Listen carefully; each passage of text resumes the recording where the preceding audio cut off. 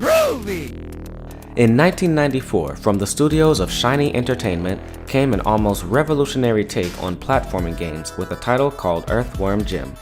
This almost satirical game was born out of the freedom that Playmates Toys earned after separating to form their own franchise after spending years under the limitations of third-party licensing. Inspired by the success of the Sonic the Hedgehog series, this game takes a radical approach on combining a number of elements and putting together this adventure. The game follows an earthworm named Jim, who comes across a supersuit of sort that allow him to move around like a human. With this, he finds himself able to run, jump, scale walls, and even use his own earthworm body as a weapon, grappling hook, zip line, and in one specific case, bungee cord. These elements, combined with challenging but fair gameplay and a grandiose amount of humor, has helped this game wriggle and writhe its way into the heart of many a gamer. The soundtrack was composed by Tallarico, who has worked on over 320 video game soundtracks. Chances are, you have come across his work in your gaming career at least once. Players who enjoy his game are always treated to a soundtrack containing a wide variety of musical styles. Thank you, Mr. Tallarico, for your many contributions to video game music.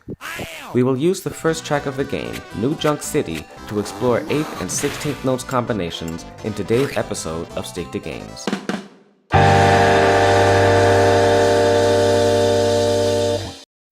Hey everybody, Kenny Jr. here, and welcome back to Stick to Games. Today we have an interesting lesson that's going to help us improve our reading, and it also does some really interesting things from an arrangement standpoint. The track will teach us the many different ways of using 16th 8th note combinations. You may also notice that the primary pattern has a jazz funk fusion feel to it. My mind immediately jumps to Herbie Hancock's Chameleon as a reference point. This one is also going to zero in on your 16-beat techniques. If you haven't seen them already, I would suggest for you to check out some of my earlier videos. I have one that talks about improving your singles, which focuses on making them even, and then there's also one that helps us work on our 16th beat syncopation. But if you're ready to get started otherwise, let's take it to the set. The first section is our first set of 16th 8th note combinations. Now, we're going to add a little kick and go into the snare downbeat that brings us to a change in the rhythm.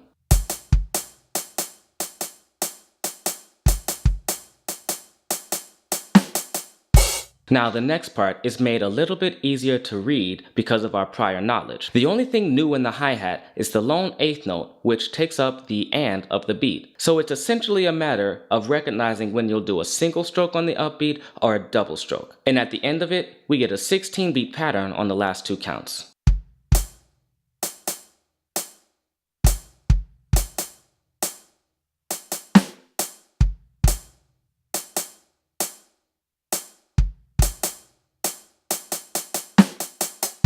Next up, the hi-hat part is made even easier because now it's all double strokes on the upbeat. So let's turn our attention to the kick drum for just a second. On the third beat, you have a dotted 8th note followed by a 16th note. The trick is the dot adds half the value of the note it's attached to. So now this 8th note takes up half a beat plus an additional 16th, taking up the 3E and then the 16th note rounds it out on the And let's be sure to watch out for that kick on the upbeat of 4 as well. Finally, we'll finish with the same rhythm we began at the top, but only it'll be on the snare drum this time, and that leads us to our primary pattern.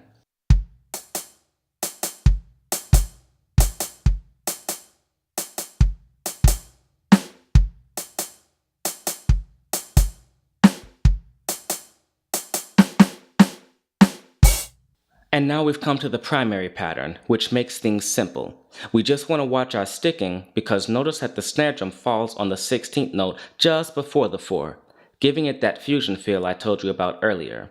But because we have 16 notes in the hi-hat, we can see where everything falls with that 16th note subdivision.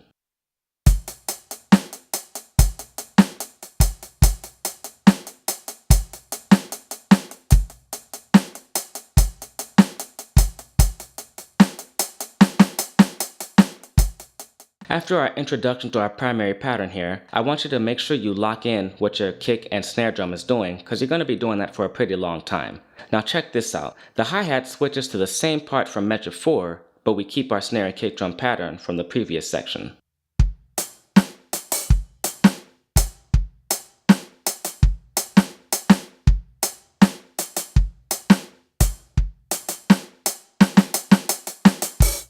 Our next new pattern is a 16 beat that breaks on the 3. If we were to take the snare away, we would see that it turns to a double stroke on the 3 and the 4.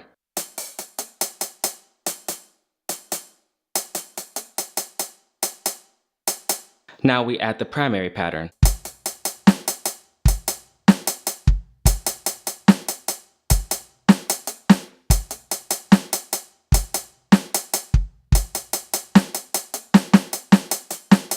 And the next section shows us what it looks like to have only the snare and the kick part.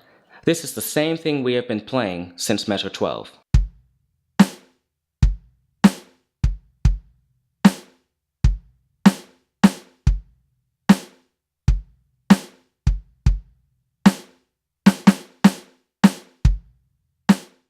Almost to the end. The next part is a change in feel. After a quick break, our kick drum is going to build us up to a cool little fill that brings in the next pattern.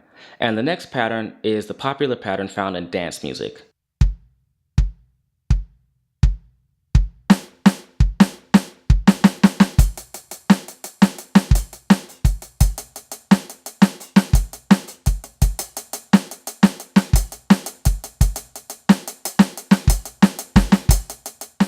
And in this last part, we are going to change our hi-hat one final time, but with a cool little twist.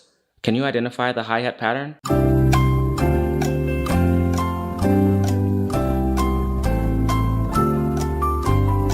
It's the exact same hi-hat pattern we heard from the top of the piece, only now we are filling in the dance pattern underneath it all.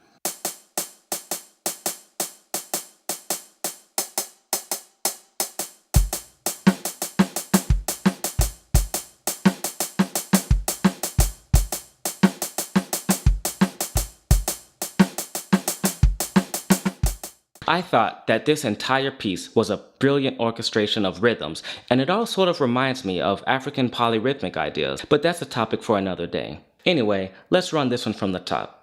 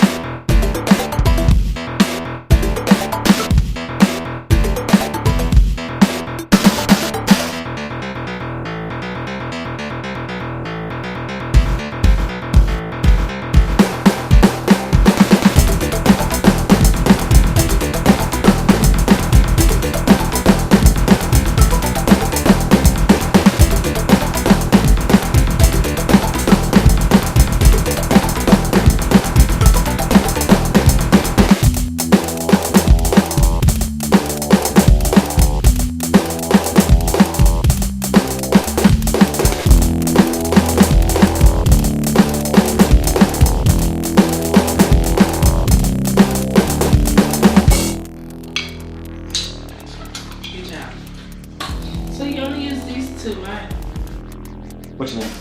Like this one and this one. That's what the song called for at this time.